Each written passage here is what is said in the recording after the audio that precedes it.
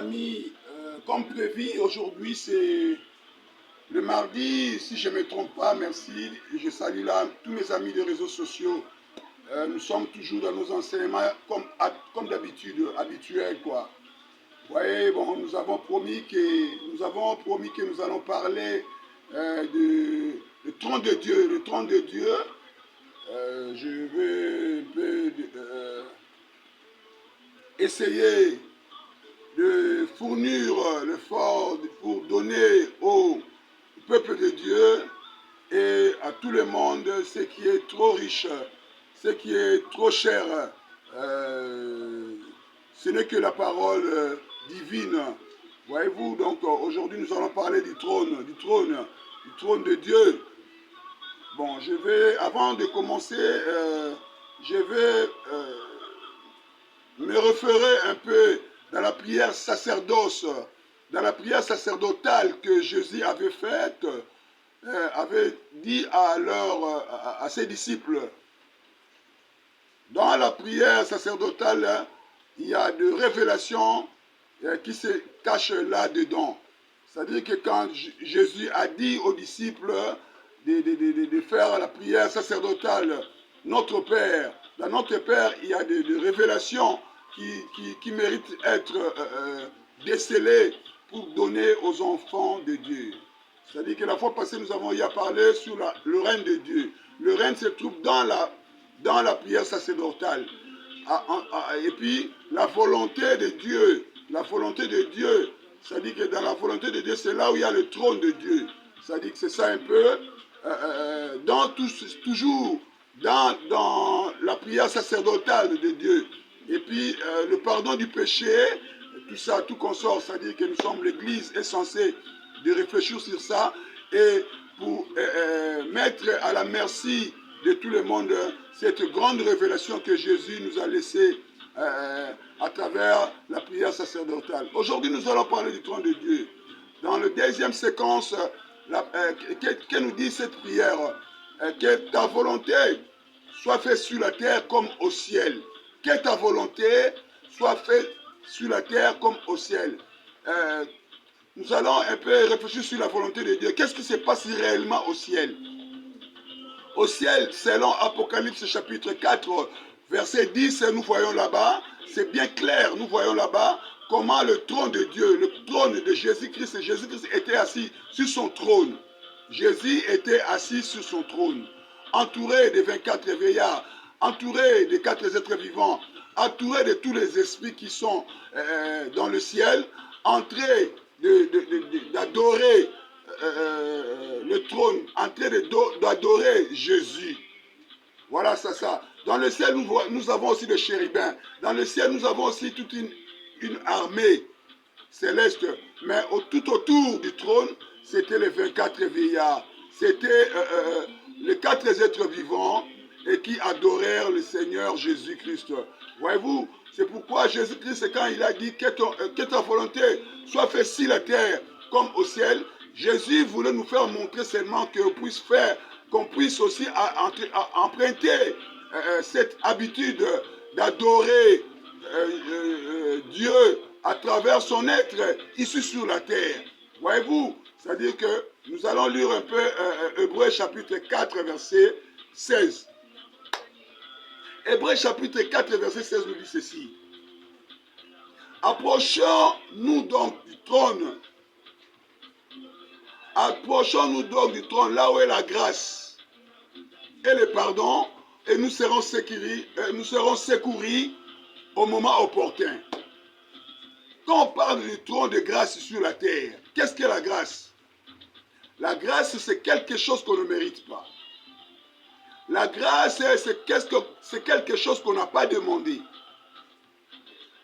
La grâce, c'est quelque chose qu'on n'a pas dans nos pensées. La grâce, c'est Jésus-Christ. Pourquoi je dis la grâce, c'est Jésus? Parce que Jésus est venu nous secourir. Comme la Bible nous dit, approchez-vous du trône de Dieu, là où est la grâce et le pardon. Celui qui pardonne, c'est Jésus. C'est lui qui est venu nous sauver, c'est une grâce. Le salut, c'est une grâce. C'est Jésus. Il n'y a pas une autre possibilité. Il n'y a pas un autre moyen, si ce n'est que Jésus qui est venu sauver le monde. Si ce n'est que Jésus qui est venu remettre le monde entre les mains de Dieu. C'est un mystère aussi là. Parce que Jésus a dit, c'est lui qui m'a vu, a vu le Père. C'est lui qui a vu le Père, me voit. Et à qui le Fils veut le révéler. Or, là, Jésus et son Père sont un. Je crois à la Trinité, moi. Moi, je crois à la Trinité parce que il y a un seul Dieu. Mais il s'est départagé en trois pour réaliser sa vision. Père, Fils et Saint-Esprit. Nous parlons de la grâce, des trônes de grâce. Recouvrir la vie d'un aveugle, c'est une grâce. Là où il y a le pardon, celui qui pardonne, c'est Jésus. C'est-à-dire que faites-nous un effort de s'approcher du trône de grâce. Quel que soit ton péché, quel que soit le niveau de ton péché, si tu acceptes Jésus dans ta vie, si tu n'as pas encore connu Jésus dans ta vie,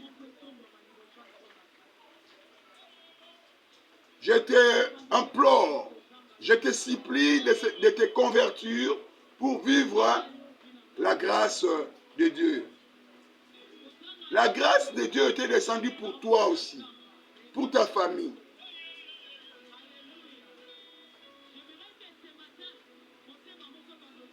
La grâce est là pour nous remettre à notre place, pour nous rétablir. La grâce est venue pour nous arranger. La grâce est venue pour nous donner, pour nous justifier. C'est pourquoi, dans Romains chapitre 8, verset 28, la Bible nous dit ceci. Ceux-là que Dieu avait prédestinés, il les a aussi appelés. Ceux qui les a appelés, il les a aussi justifiés. Ceux qui les a justifiés, il les a aussi glorifiés. C'est trois séquences là. Il y a trois séquences. Appelés, justifiés et glorifiés. Vous voyez, nous voyons tous le travail de la grâce. Vous serez justifiés par rapport aux accusations faites à votre endroit. Vous serez justifiés, vous serez glorifiés si vous acceptez l'appel de Dieu. La gloire appartient à Dieu par son Fils Jésus-Christ parce que nous avons déjà la grâce de Dieu, le trône de Dieu sur la terre.